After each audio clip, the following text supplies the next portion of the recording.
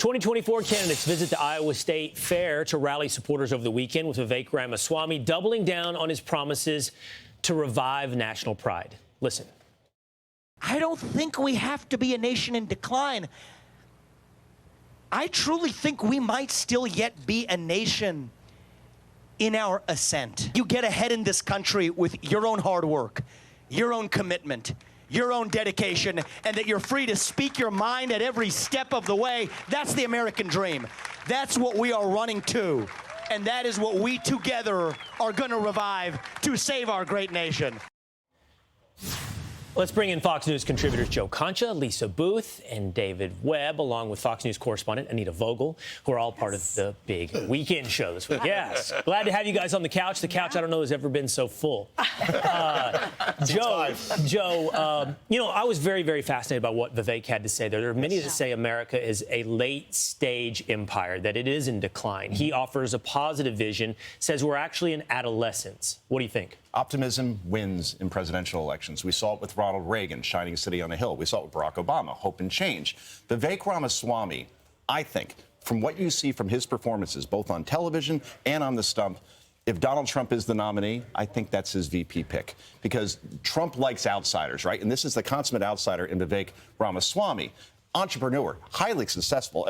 Forbes puts his net worth at $630 million. Wow. He'll go anywhere to make a case, by the way. He'll go to the other cable news networks. He's 38 years old, yes, but I think a lot of people don't like having so many old people in government. It's refreshing to see somebody with that kind of passion. But Lisa, I'm sorry, Anita, go ahead. Tim Scott also has a very positive message, and he goes out there and he's very articulate and he has an amazing life story. And so he's another one with a positive message that I think people really like. Agreed. Yeah, I don't like the positive message.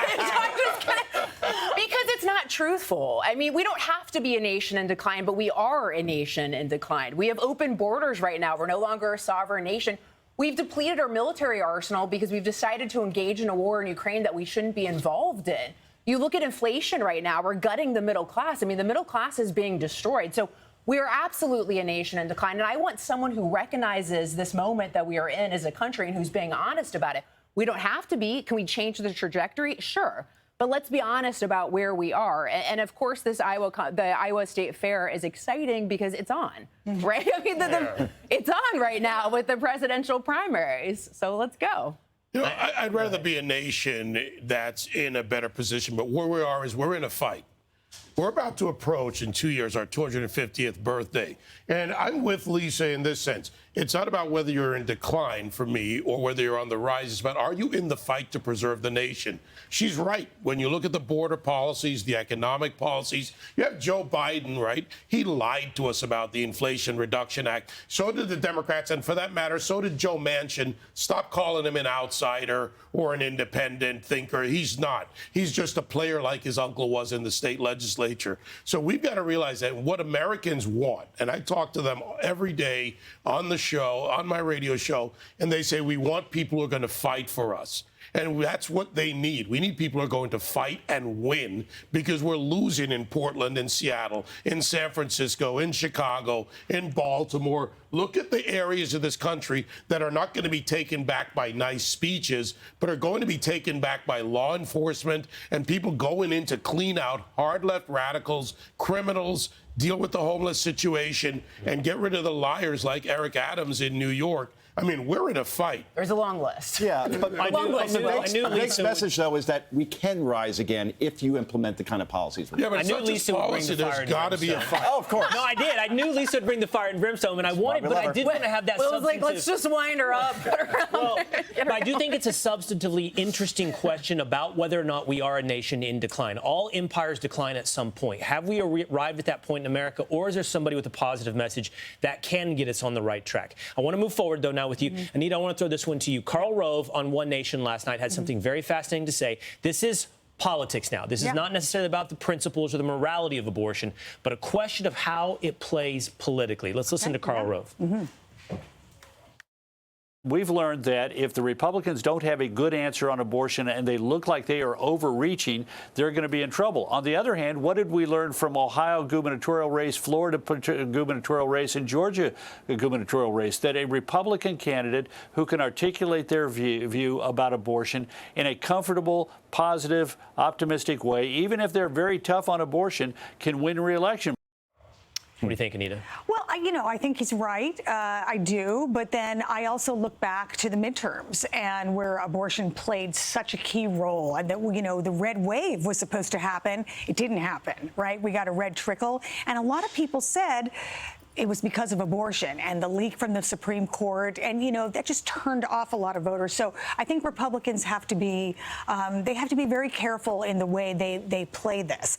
Going back to the Iowa caucus for just a moment, at the Iowa State Fair, we can't underestimate how important the Iowa caucus is. You have got to come out first, second, and third, because that gives you the momentum to spring into the next contest, and it also brings the money with you. So this Iowa State Fair is very important. We don't have a lot of time left, but I do want to get you through really quickly. What do you think about the issue of abortion and how it should be handled by Republicans politically? Well, you see Kansas, Republicans lost. Ohio, Republicans lost. Midterm elections, that was a big, big issue. Yeah. The messaging is all over the place. It's 6 weeks. It's 15 weeks. There should be a federal ban. There should be a state ban. They have to have a consistent message on this, or this will impact the presidential election. Well, I'm fully understanding the fact that I'm far, far right to the country on this issue, right? I don't even know if I believe in exceptions, because a life is a life. And if, but look, I think as the Republican nominee, whoever it is, you have to offer more than that, right? It's got to be about the economy. It's got to be about all these other issues. It's got to be about what's happening to kids in schools as well with a lot of this transgender stuff. So you just have to offer a bigger picture. David, Democrats will try to make it about abortion. Yeah, look, they'll try to make it about abortion, but abortion is not going to govern the life of 300 million Americans at one time. Lisa's right. Look at the other issues that matter more. People don't wake up every day and think, what's my view on abortion? But if they can't afford to get the kids to summer camp, if they can't afford to buy them something for sports, if they can't afford to go on a vacation, if they can't afford to give their grandparents a trip to see the grandkids. So focus on the major issues. Abortion will always be a hot button issue. I agree. The Republicans need a little bit more simple messaging like Clinton did, right? It should be, what is it? Safe, legal, and well, safe, they don't believe in that anymore. But, right, but my point is, no, they don't. They're like up until the moment of birth and maybe beyond. Right, so. but he simplified it. When he simplified it, it took it off the table. And in politics, take it off the table. All right, good stuff, spirited. That's what we can expect, 7 p.m. on the big weekend show tonight. Thank you so much. Thank you, Will. I'm Steve Ducey. I'm Brian Kilmeade. And I'm Ainsley Earhart. And click here to subscribe to the Fox News YouTube page to catch our hottest interviews and most compelling analysis.